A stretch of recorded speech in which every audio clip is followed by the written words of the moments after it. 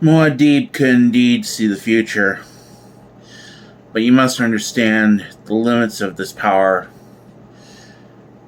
Think of sight. You have eyes, yet cannot see without light. If you are on the floor of a valley, you cannot see beyond your valley. Just so, Muad'Dib could not always choose to look across the mysterious terrain. He tells us that a single obscure decision of prophecy, perhaps the choice of one word over the other, could change the entire aspect of the future. He tells us the vision of time is broad, but when you pass through it, time becomes a narrow door. And always, he fought the temptation to choose a clear, safe course, warning that path leads ever down into stagnation. From Arrakis Awakening by the Princess Irulan. As the ornithopters glided out of the night above them, Paul grabbed his mother's arm, snapped, "Don't move." Then he saw the lead craft in the moonlight, the way its wings cupped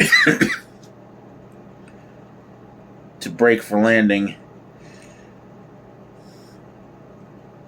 The reckless dash of the hands at the controls. "It's Idaho," he breathed. The craft and its companions settled into the basin like a covey of birds coming to a nest. Idaho was out of his thopter and running toward them before the dust settled. Two figures in Fremen robes followed him. Paul recognized one, the tall, sandy-bearded Keynes. "This way," Keynes called, and he veered left.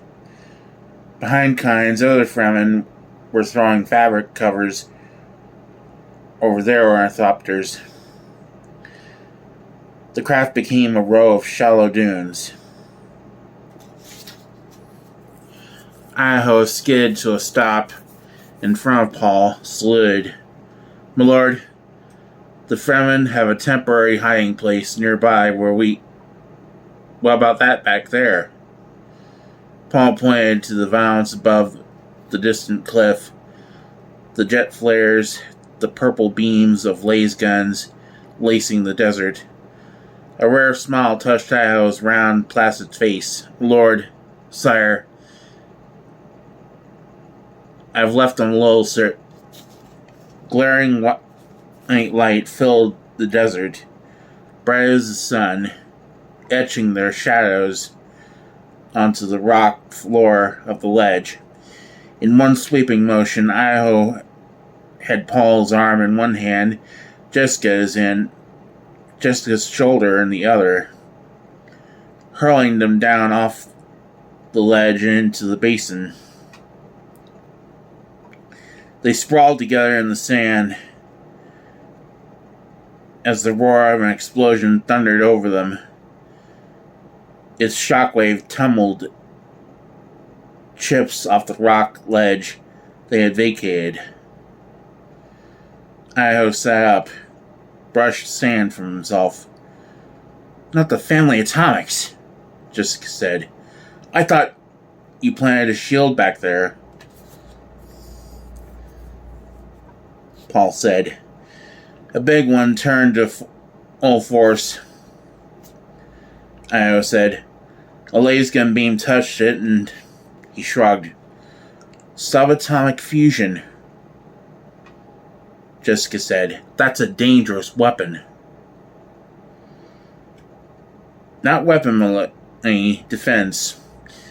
That scum will think twice before using laser guns another time." The Fremen from the ornithopters stopped above them. One called in a low voice, "We should get under cover, friends." Paul got to his feet as Idaho helped Jessica up. "That blast will attract considerable attention, sire," Idaho said. "Sire," Paul thought. The word had such strange sound when directed at him. Sire had always been his father. He felt himself touched briefly by its powers as prescience, seeing himself infected by the wild race consciousness that was moving the human universe toward chaos. The vision left him shaken, and he allowed Idaho to guide him along the edge of the basin to a rock projection. Fremen there were opening a way down into the sand with their compaction tools. "May I take your pack, sire?" Idaho asked. "It's not heavy, Duncan. You have no body shield," Idaho said. "Do you wish mine?" He glanced at the distant cliff. Not likely there'll be any more laser gun activity about. Keep your shield, Duncan. Your right arm is shield enough for me. Jessica saw the way the rays took effect. How Idaho moved closer to Paul. She thought, such a sure hand my son has with his people. The Fremen removed a rock plug that opened the passage down into the native basement complex of the desert. A camouflage cover was rigged for the opening. "This way," one of the Fremen said, and he led them down rock steps into darkness. Behind them, the cover blotted out the moonlight. A dim green glow came alive ahead, revealing the steps and rock walls. A turn to the left. Robed Fremen were all around them now, pressing downward. They rounded the corner, found another down-slanting passage. It opened into a rough cave chamber. Keynes stood before them, Juba hood thrown back, the neck of his still suit glistening in the green light. His long hair and beard were mussed. The blue eyes without whites were a darkness under heavy brows.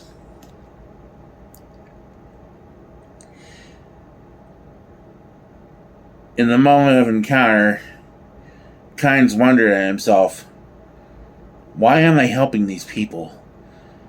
It's the most dangerous thing I've ever done. It could doom me with them. Then he looked squarely at Paul, seeing the boy who had taken on the mantle of manhood, masking grief, suppressing all except the position that now must be assumed, the dukedom. And Keynes realized in that moment the dukedom still existed, and solely because of this youth. And this was not a thing to be taken lightly. Jessica glanced once around the chamber, registering it on her senses in the Bene Gesserit way. A laboratory, a civil place full of angles and squares in the ancient manner.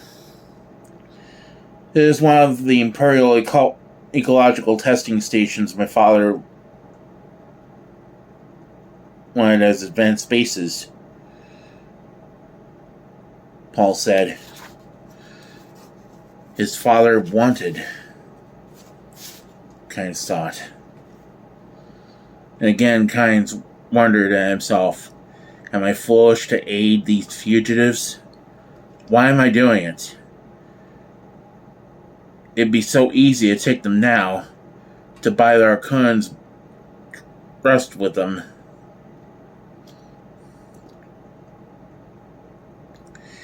Paul followed his mother's example, gestalting the room. Seeing the workbench down one side, the walls of featureless rock, instruments lined the bench,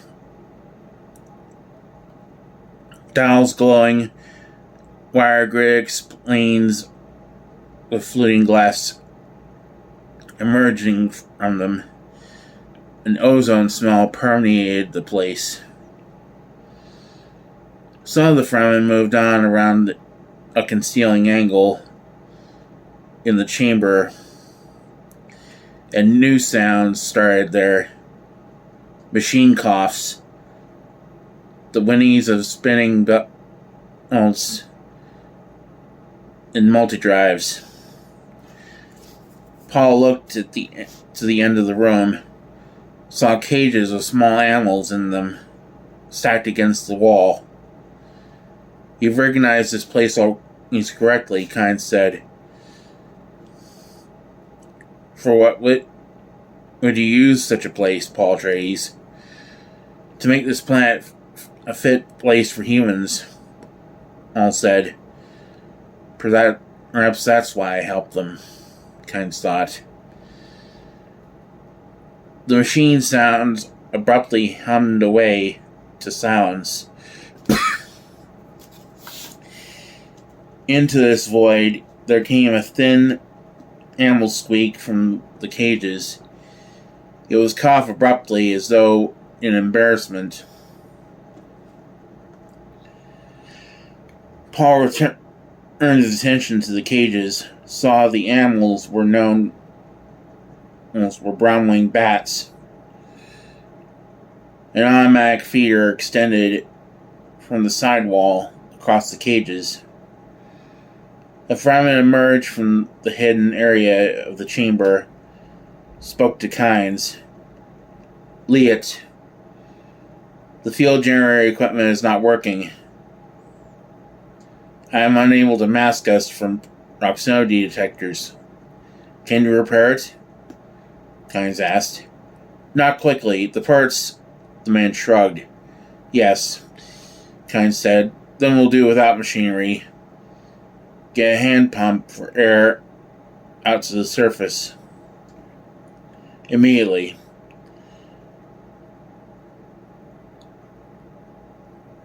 The man hurried away. Keynes turned back to Paul. He gave a good answer. Jessica marked the easy rumble of the man's voice. It was a royal voice, accustomed to command, and she had not missed the reference to him as Liet. Liet was the Fremen alter ego, the other face of the tame planetologist. We're most grateful for your help, Dr. Keynes, she said. We'll see, Keynes said.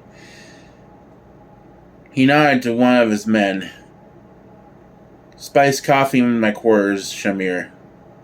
At once, Liet.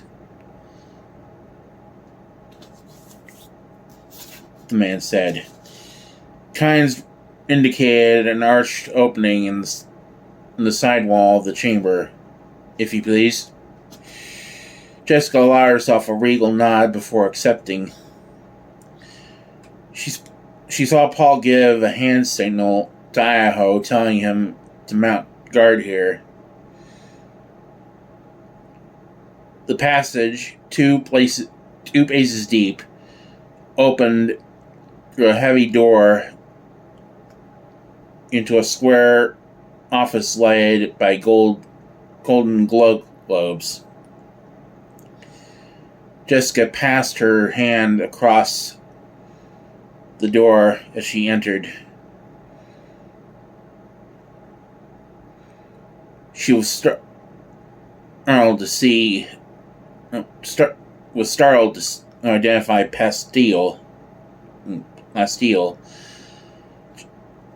Paul stepped 3 paces into the room, dropped his pack to the floor. He heard the door close behind him, studied the place. About 8 meters to the side, walls of natural rock, curry-colored, broken by metal filing cabinets on their right, a low desk with a milk glass top, shot full of yellow bubbles, occupied the room's center. 4 suspensor chairs ringed the desk. Keynes moved around Paul, held a chair for Jessica. She sat down, knowing the way her son examined the room.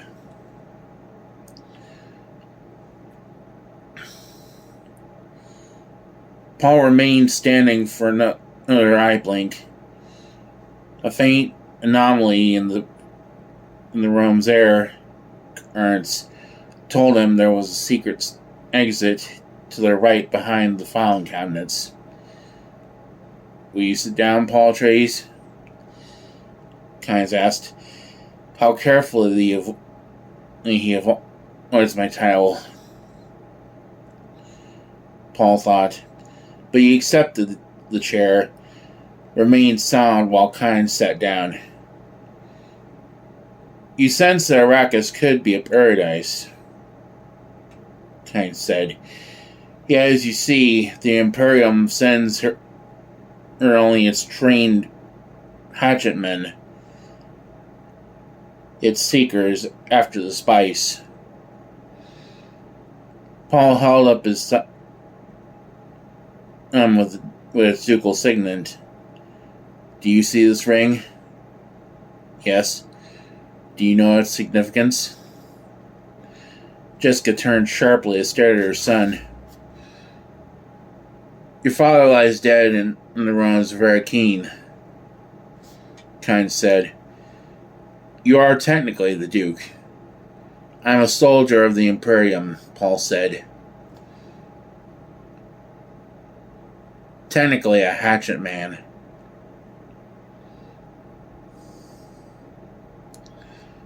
Keynes' face darkened. "Even with the Emperor Sardukar standing over your father's body?" "The Sardukar are one thing. The legal source of my authority is another," Paul said. "Arrakis had its own way of determining who wears the mantle of authority," Keynes said.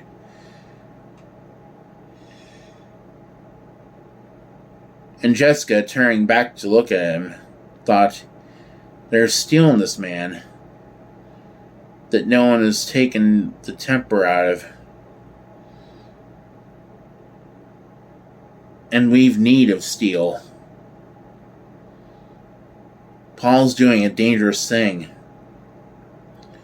Paul said, "The Sardukar on Arrakis are a measure of how much our beloved Emperor feared my father. Now I will give the Passion Emperor reasons to fear the lad."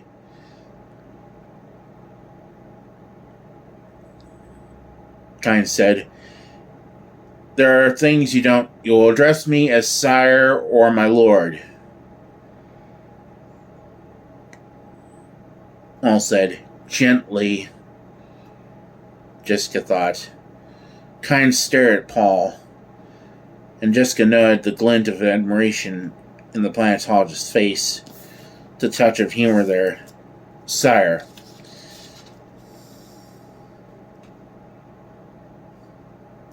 Keynes said. "I am an embarrassment to the Emperor," Paul said. "I am an embarrassment to all who would divide Arrakis as their spoil.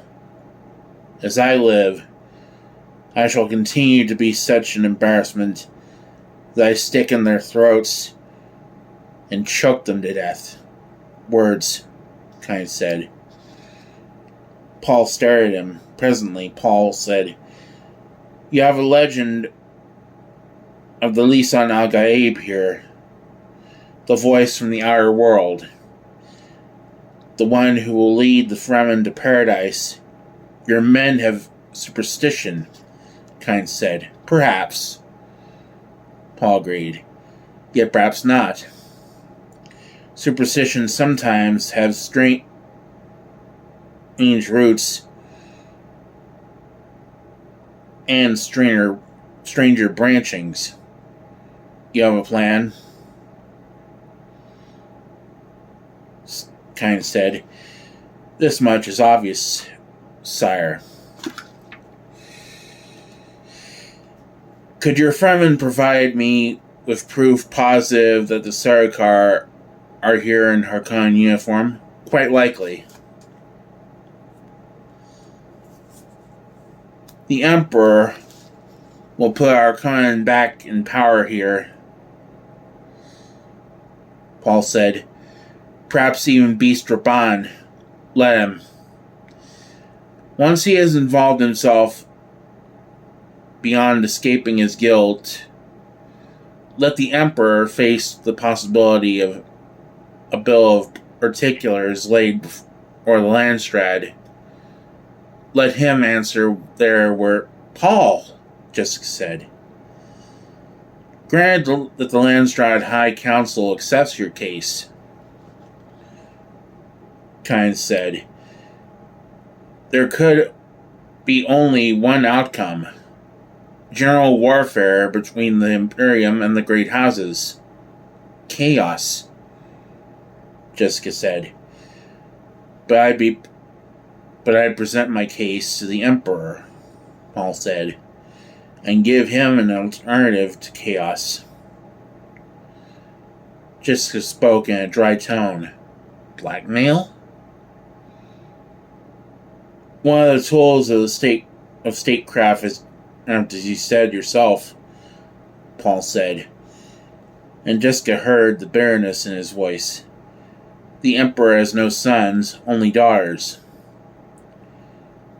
"You'd aim for the throne?" Jessica asked. "The Emperor will not risk having the Imperium shattered by total war," Paul said. "Planets blasted, destroyer everywhere. He'll not risk that." "It is a desperate gamble you propose," Keynes said. "What do the great houses of Landstrad fear most?" Paul asked. "They fear most what is happening here right now on Arrakis. The Sardukar picking them off one by one.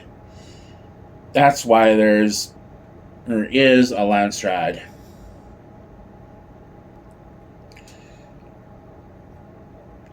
"It is the glue of the great convention.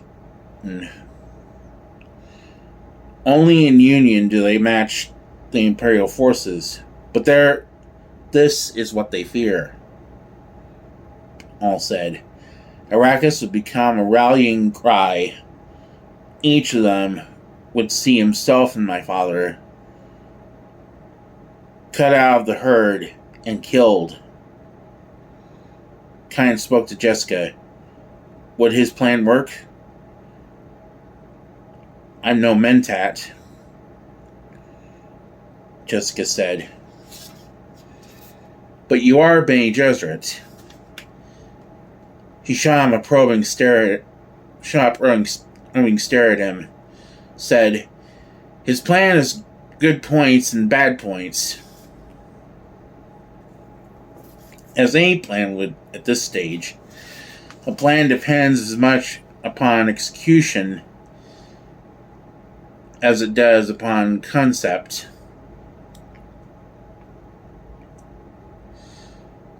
Law is the ultimate science," Paul quoted. Thus it reads above the Emperor's door. I propose to show him law. And I'm not sure I could trust that the person who conceived this plan, Keynes said. Arrakis had its own plan that we, from the throne, Paul said, I could make a paradise of Arrakis with the wave of a hand.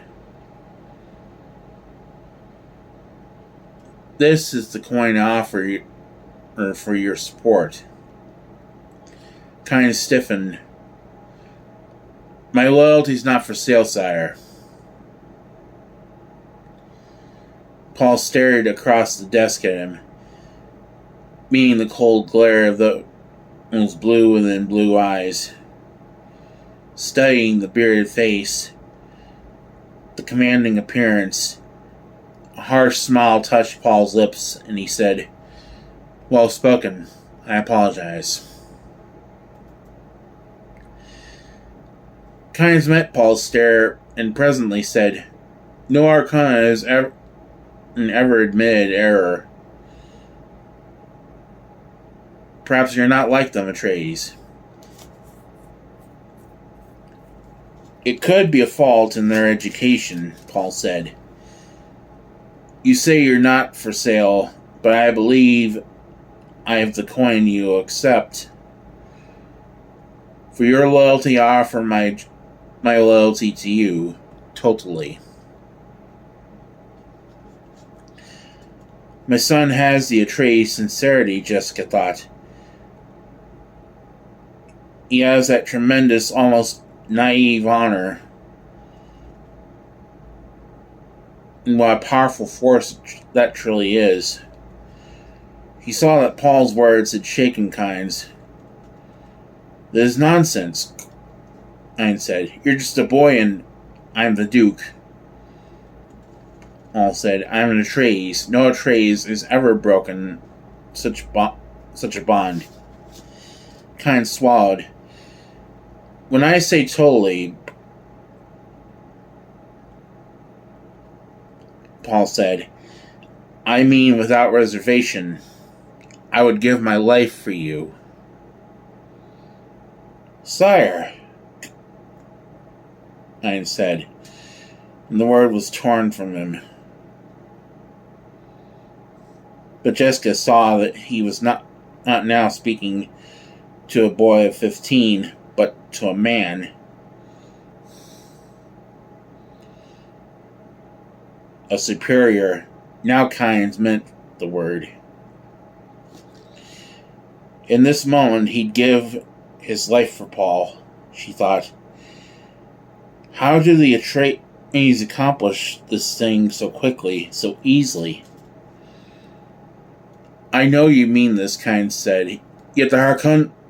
The door behind Paul slammed open. He whirled to see a reeling violence. Shouting, the clash of steel, wax image faces grimacing in the passage. With his mother beside him, Paul leaped for the door, seeing Idaho blocking the passage, his blood-pitted eyes there visible through his shield. Blur.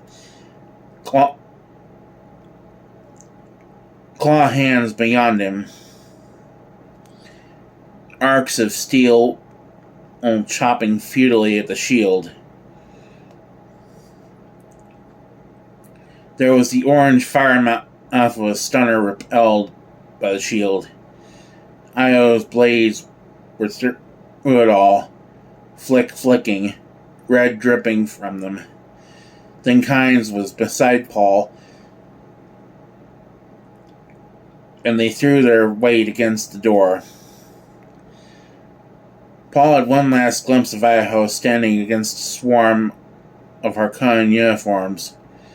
His jerking, controlled staggers, the black goat hair with a red blossom of death in it. Then the door was closed, and there came a snick as Keynes threw the bolts. I appear to have decided, Keynes said. Someone detected your machinery before it was shut down, Paul said. He pulled his mother away from the door, met the despair in her eyes. I should have suspected trouble when the coffee failed to arrive, Keynes said. You have a bolt hole alive here, Paul said. Shall we use it? Keynes took a deep breath, said, This door should hold it for at least 20 minutes against all but a laser gun. They'll not use the laser gun for fear we've shields on this side, Paul said. There were Sardukar and Harkonnen uniform. Those were Sardukar and Harkonnen uniform, Jessica whispered. They could hear pounding on the door now, rhythmic blows. Keynes indicated the cabinets against the right-hand wall, said, This way. He crossed to the first cabinet, opened a drawer, manipulated a handle within it. The entire wall of cabinets swung open to expose the black mouth of a tunnel. This door is also plasteel, Keynes said. You were well prepared, Jessica said. We lived under the Harkonnens for 80 years, Keynes said. He hurried them into the darkness, closed the door. In the sudden blackness, Jessica saw a luminous arrow on the floor ahead of her. Keynes' voice came from behind them.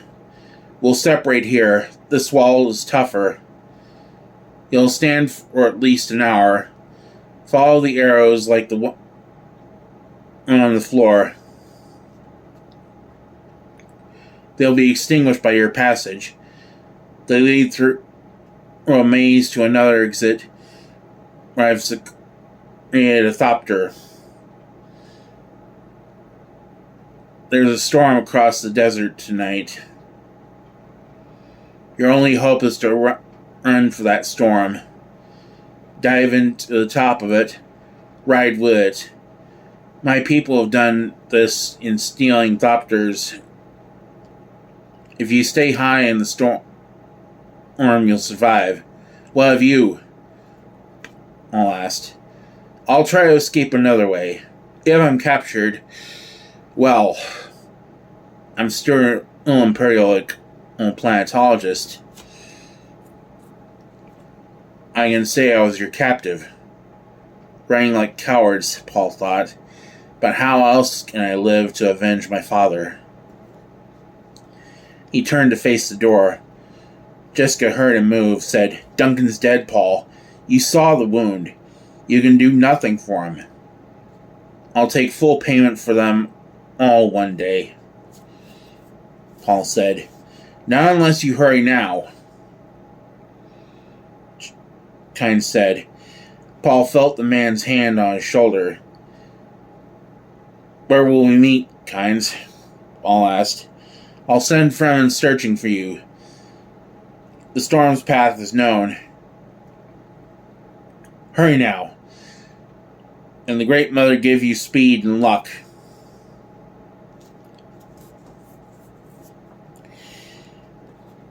They heard him go, a scrambling in the blackness. Jessica found Paul's hand, pulled him gently. We must not get separated, she said. Yes. He followed her across the first arrow, seeing it go black as they touched it. Another arrow beaconed ahead. They crossed it, saw it extinguish itself, saw another arrow ahead. They were running now. Plans within plans within plans within plans, Jessica thought. Have we become part of someone else's plan now? The arrows led them around turnings, past side openings only dimly sensed in the faint luminescence. Their way slanted downward for a time, then up, ever up. They came finally to steps, rounded a corner, and were brought short by a glowing wall with a dark handle visible in its center. Paul pressed the handle. The wall swung away from them. Light flared to reveal a rock-hewn cavern with an ornithopter squatting in its center. A flat gray wall with a door sign on it loomed beyond the aircraft. "Where'd Keynes go?" Jessica asked. "He did what any good Groa leader would," Paul said. "He separated us into two parties and arranged that they could know where we are if he's captured. He won't really know." Paul drew her into the room, knowing how their feet kicked up dust on the floor. "No one's been here for a long time," he said. "He seemed confident the Fremen could find us," she said. I share that confidence." Paul released her hand, crossed to the ornithopter's left door, opened it, and secured his pack in the rear. "This ship's proximity mast," he said. "Instrument panel is remote door control, light control. 80 years under the Harkonnens taught them to be thorough." Jessica leaned against the craft's other side, catching her breath. "The Harkonnens will have a covering force over this area," she said. "They're not stupid." She considered her direction sense, pointed right. "The storm we saw is that way." Paul nodded, fighting an abrupt reluctance to move. He knew its cause, but found no help in the knowledge. Somewhere this night he had passed a decision nexus into the deep unknown. He knew the time area surrounding them.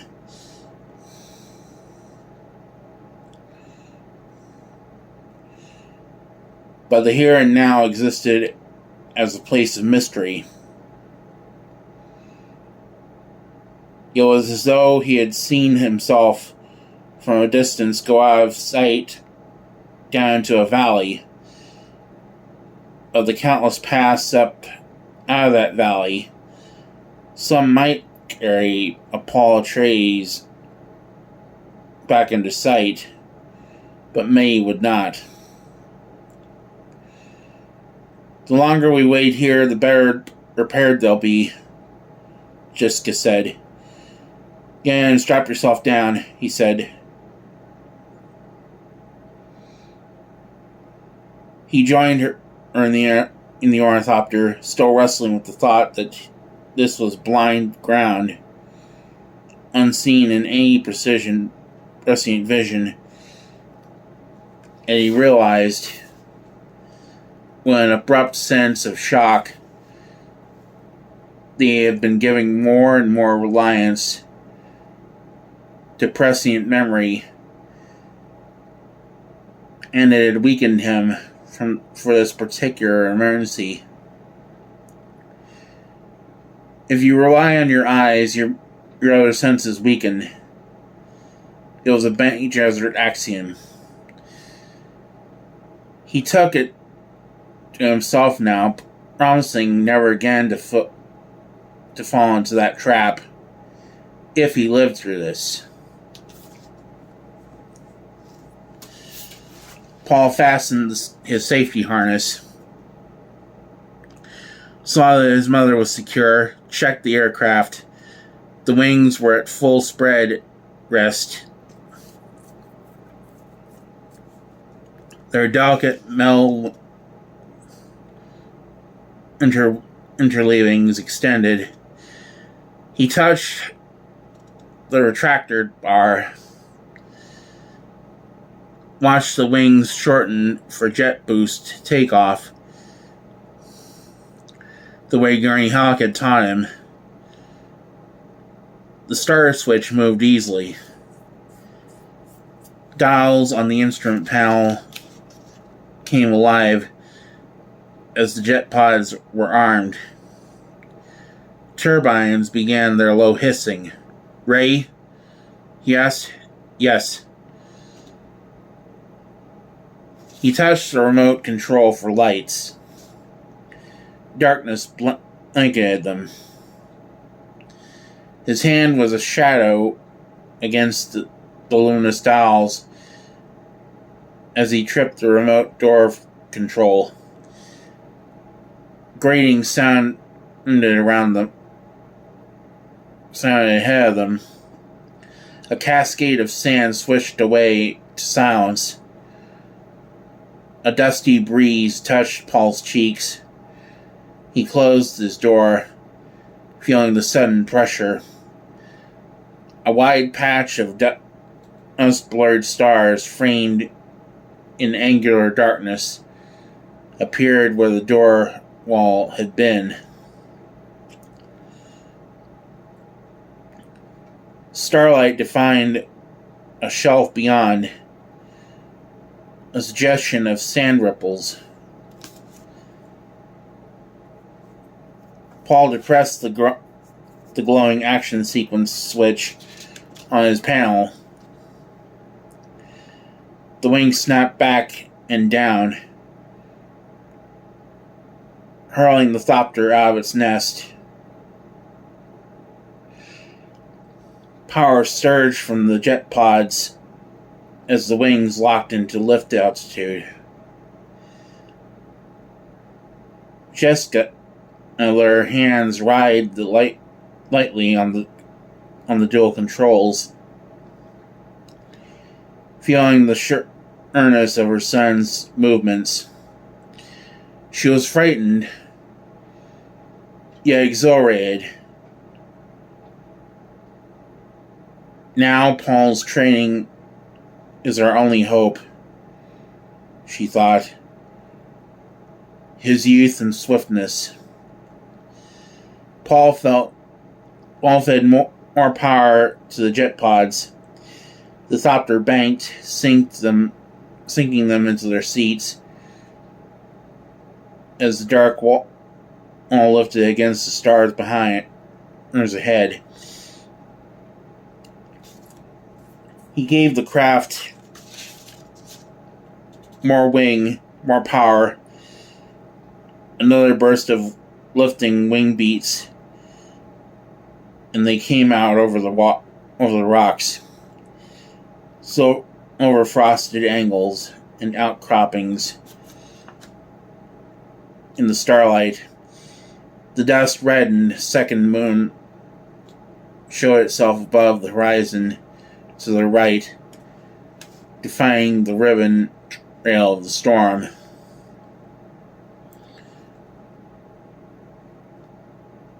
Paul's hands danced over the controls. Wings snicked into beetle stubs. G-force pulled at their flesh.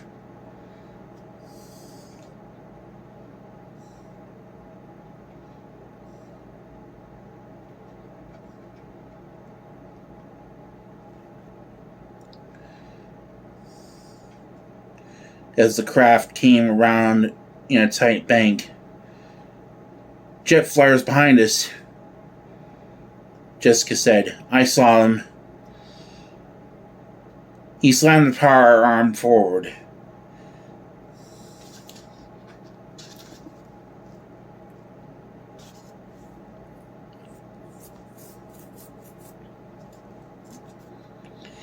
Their thopter leaped like a frightened animal, surged southwest toward the storm and the great curve of desert. In their distance, Paul saw scattered shadows, telling where the line of rocks ended. The basement complex sinking beneath the dunes. Beyond stretched moonlit fingernail shadows, dunes diminishing one into another, and above the horizon climbed the flat immensity of the storm like a wall against the stars. Something jarred the thopter. Shell burst, Jessica gasped. They're using some kind of projectile weapon. She saw a sudden animal grin on Paul's face. They seemed to be avoiding their laser guns, he said. But with no shields. Do they know that? Again, the thopter shuddered. Paul twisted to peer back. Only one of them appears to be fast enough to keep up with us. He returned his attention to their course, watching the storm wall grow high in front of them. It loomed like a tangible solid. Projectile launchers, rockets, all the ancient weaponry. That's one thing we'll give the Fremen. Paul whispered. The storm. Jessica said, hadn't you better turn? What about the ship behind us? He's pulling up. Now.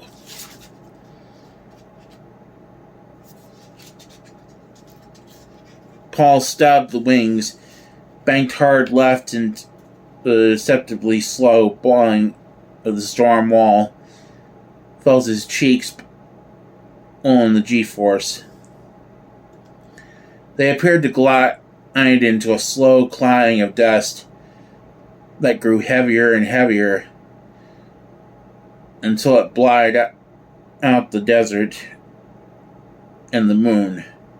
The aircraft became a long, horizontal whisper of darkness, lighted only by the green luminosity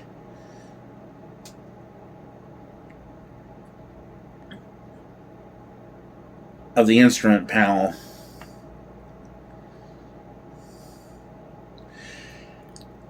Through Jessica's mind flashed all the warnings about such storms, that they cut metal like butter,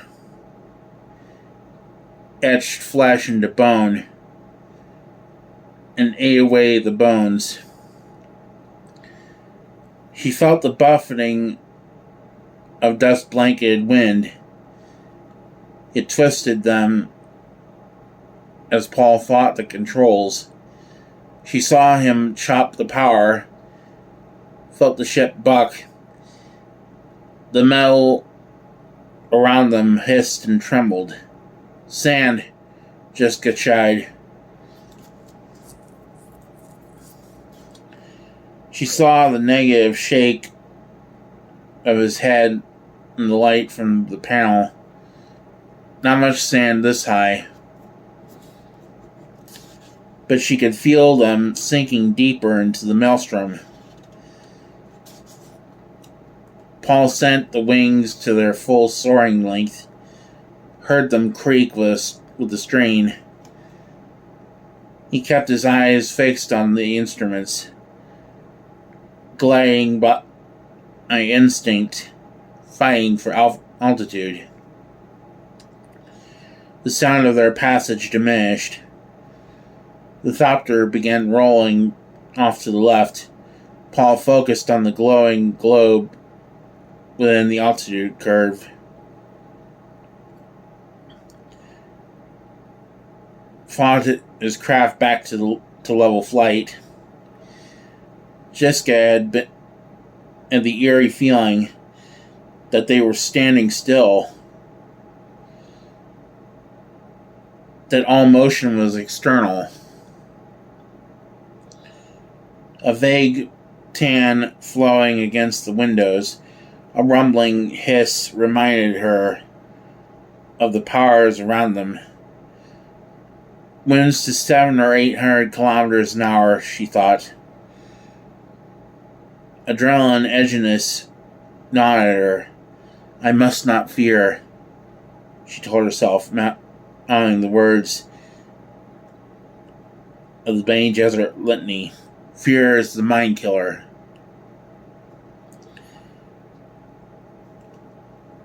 Slowly, her long years of training prevailed. Calmness returned.